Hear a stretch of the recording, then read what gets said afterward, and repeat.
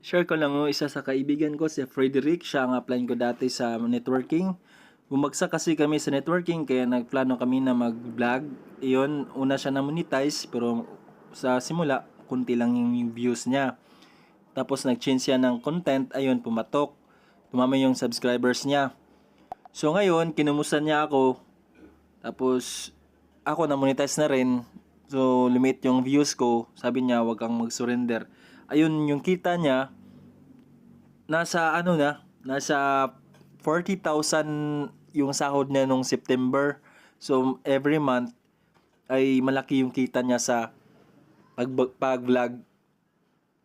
So guys, for motivation lang. So na-inspired ako sa kanya na kailangan talaga na magtiis at wag huminto kahit kunti lang yung views.